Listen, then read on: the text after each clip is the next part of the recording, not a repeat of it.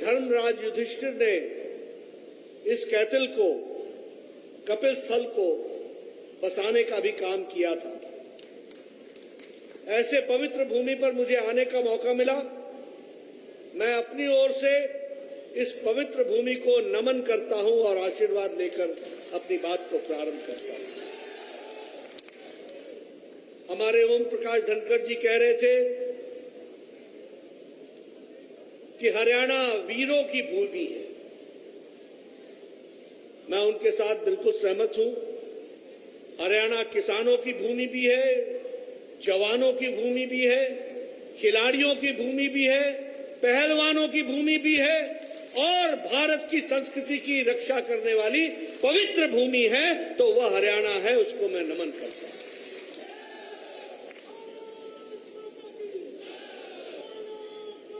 इसी पवित्र भूमि पर भगवान कृष्ण ने गीता की रचना की, उपदेश दिया।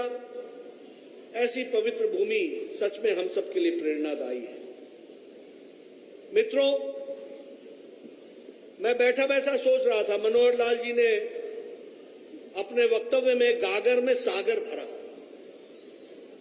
कम शब्दों में उन्होंने बहुत सारी बातें हरियाणा की दृष्टि से आप सबके सामने रखी है। ओम प्रकाश धनखड़ जी ने भी किसानों की बात की, जवानों की बात की, हर समाज के क्षेत्र के लोगों के विकास के बारे में बातचीत की। सबसे पहली बात हमको क्या समझनी चाहिए कि भारतीय जनता पार्टी ने आदरणीय नरेंद्र मोदी जी के नेतृत्व में मनोहर लाल जी के द्वारा किए गए कार्यों के माध्यम से राजनीति की, देश की और प्रदेश की राजनीतिक संस्कृति बदल दी है। इस बात को सबसे पहले समझना है। राजनीति की संस्कृति बदल गई। आज से पहले आप क्या भाषण सुना करते थे? फलाना समाज अगड़ा, पिछड़ा, छोटा, बड़ा, नदी के इस पार, नदी के उस पार, मैं तो तुमको लाभ पहुंचाना चाहता हूं लेकिन फलानी जाति के लोग तुम्हारे विरोध में खड़े हैं।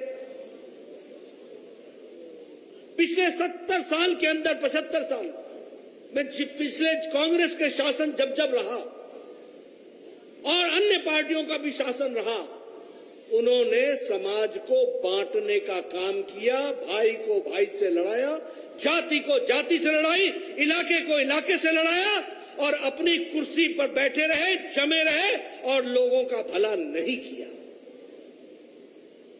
लेकिन जब भारतीय जनता पार्टी की हम बात करते हैं, प्रधानमंत्री मोदी जी की बात करते हैं, मनोहर लाल खट्टर जी मंच पर आते हैं, ओम प्रकाश धनखड़ मंच पर आते हैं, संदीप सिंह मंच पर आते हैं, तो छाती ठोककर हरियाणा की जनता को बताते हैं कि उसके लिए हमारी सरकार ने क्या किया है। इस दावे को रखा है तो भारतीय जनता पार्टी ने।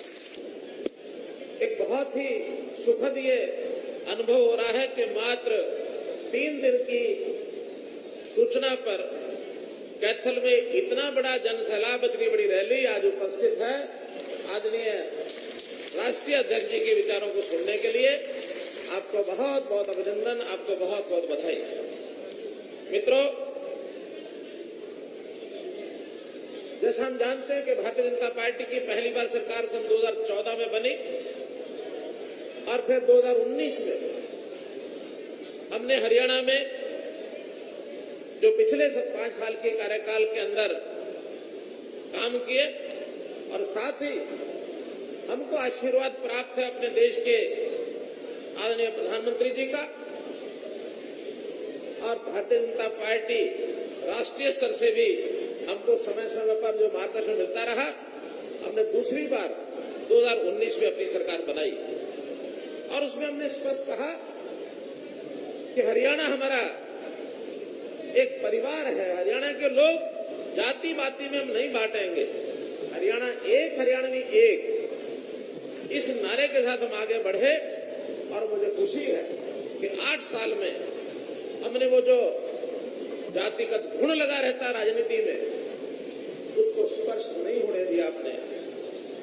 भाइयों बहनों, काम की बातें तो कितनी ही बताई जा सकती हैं, लेकिन आज तो जो कि हम राष्ट्रीय अध्यक्ष जी को सुनने आए हैं, मैं तो इतना ही बता सकता हूं कि हमें लोगों के जीवन में सरलता कैसे लाई जाए, हरियाणा की छवि कैसे बदले, क्योंकि बहुत विशेष प्रकार की छवि हरियाणा की 2014 से पहले थी, उसका उल्लेख करने की जरूरत नहीं है, लेकिन उस छवि को बदलने में, और ये प्रेरणा भी हमको अपने प्रधानमंत्री आदरणीय नरेंद्र मोदी जी से मिली, जब उन्होंने कहा कि अगर सबसे बड़ा कोई काम हमारे सामने करने का है तो वो जो अपनी बिरादरी है राजनीतिक लोगों की, राजनीतिक नेताओं की, इस बिरादरी की छवि और सरकारों की छवि ये बदलने की जरूरत है। तो हमने उसको बदल करके दिखाया है। सरकार डिलीवर कैसे करती है, सरकार सेवाएं, योजनाओं का लाभ गरीबों तक कैसे पहुंचाती है, चाहे से स्वास्थ्य की योजनाएं हो, हमने अस्पताल खोले, मेडिकल कॉलेज खोले, और खुशी की बात तो यह है कि जो बात हमने कही थी कि हर जिले में मेडिकल कॉलेज होगा, उसके अंतर्गत कैथल में भी हमने मेडिकल कॉलेज की नींव रख दी है।